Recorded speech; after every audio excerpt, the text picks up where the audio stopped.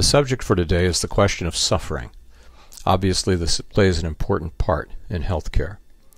Credit for much of this material goes to Betty Farrell and Christina Pachalski and their presentations at the Harvard conference in 2007 at Harvard Medical School.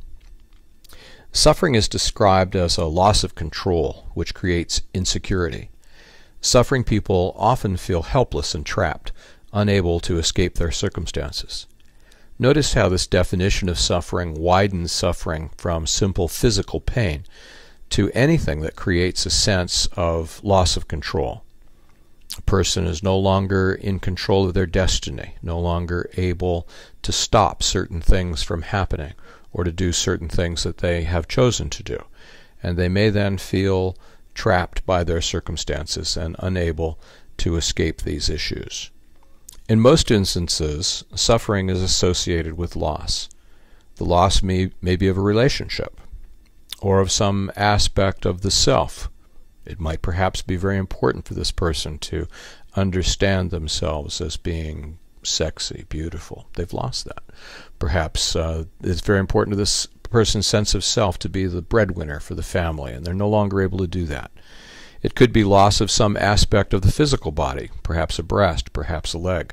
The loss may be evident only in the mind of the sufferer, and everybody may say, why in the world is this person suffering? But it nonetheless leaves the person diminished and with a sense of brokenness. All of this points out that suffering is an intensely personal experience. What may be suffering for one person may not be suffering for another person. Like pain, the only person who is able to judge their suffering is the person who is enduring it. Suffering is accompanied by a range of intense emotions, including sadness, anguish, fear, abandonment, despair, and a myriad of other emotions. You know enough by this time to know that emotions and thoughts and the body and spiritual issues and social issues are all interlinked in the unity that is the human being, the bio-psycho-social spiritual unity. Imagine the role then that intense emotions like those that are listed here play in the person's physical, social, spiritual functioning. Suffering can be deeply linked to a recognition of one's own mortality. When threatened by serious illness, people may fear the end of life. Conversely, for others, living with serious illness may result in a yearning for death. Whenever a person experiences suffering, they realize that they are ultimately not in control of their lives. They can't make it stop. They can't get back to where they were. They've lost control. And these recognitions raise for the person ultimate questions, spiritual questions, and diminish the person's ability to function psychologically, emotionally, socially, as well as physically. Suffering often involves asking the question, why? Why me? Illness or loss may be seen as untimely and undeserved. Why now? What did I do to deserve this? Suffering people frequently seek to find meaning and answers for that which is unknowable. No one can ever answer the question, why did I get cancer? People will do far worse and not get it.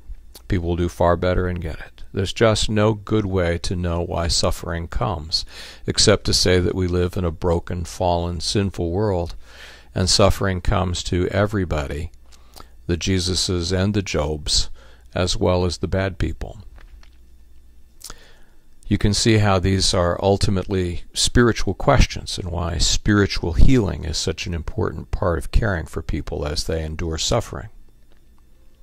Suffering is often associated with separation from the world.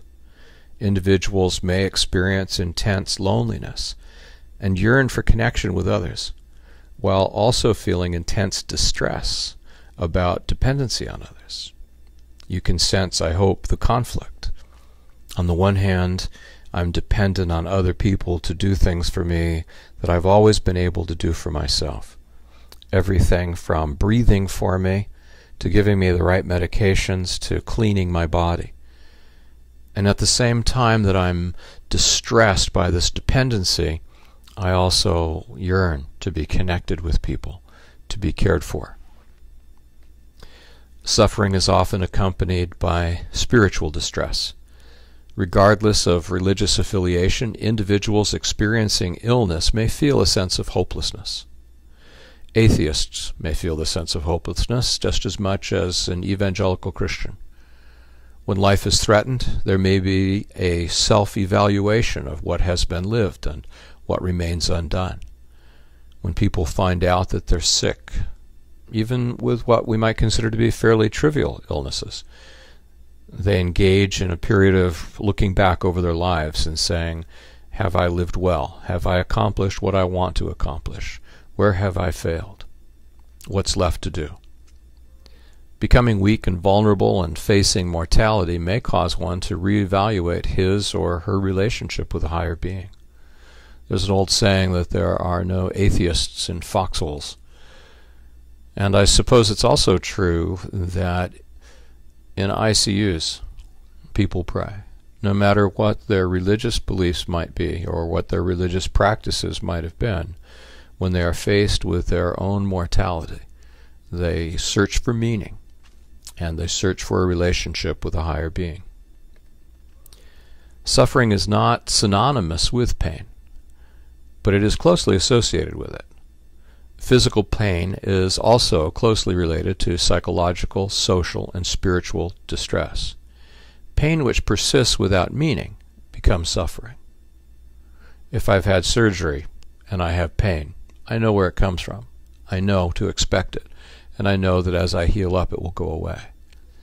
But when I have a nagging headache day after day after day, or I have a pain somewhere and I wonder, what could this mean? Could this be cancer? Could this be some serious thing? Pain which persists without meaning becomes suffering. It's what makes dying so difficult for so many people who experience pain, and why pain relief is itself a whole area of medical care that has gotten and deserves increased attention in recent years. Suffering occurs when an individual feels voiceless. This may occur when the person is mute to give words to their experience, or when their screams are unheard.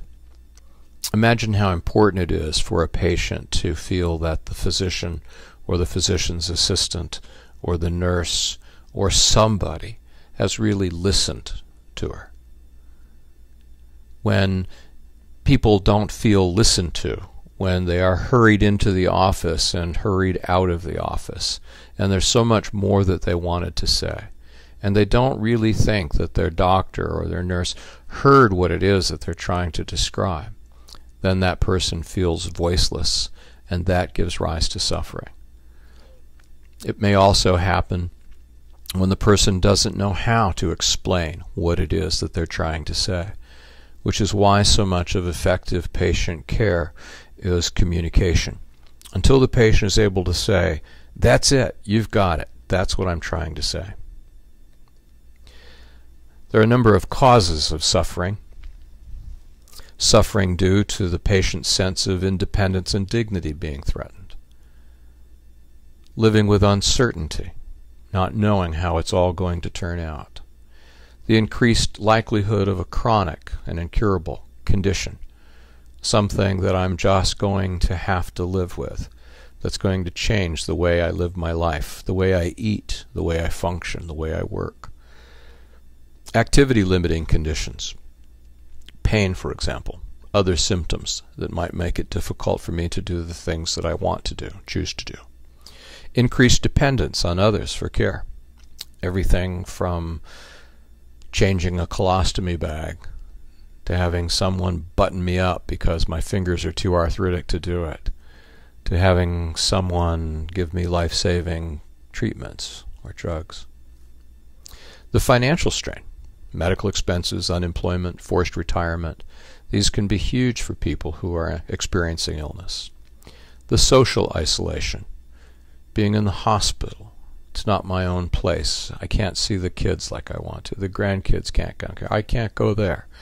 the isolation that comes even outside of the hospital, as I may be confined to bed or confined to home, or just unable to drive or get around like I used to. The strain that this puts on relationships. My wife has to take care of me now.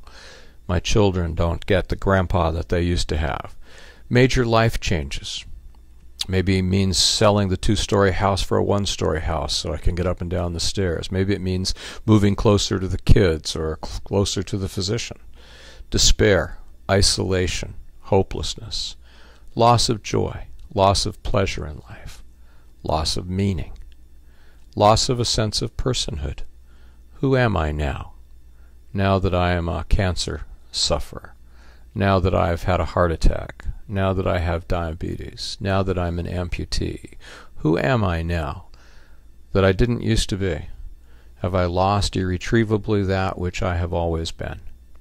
These difficult issues cause a great deal of suffering, and I think you can see how ultimately the cure for so much of this lies in the realm of spirituality.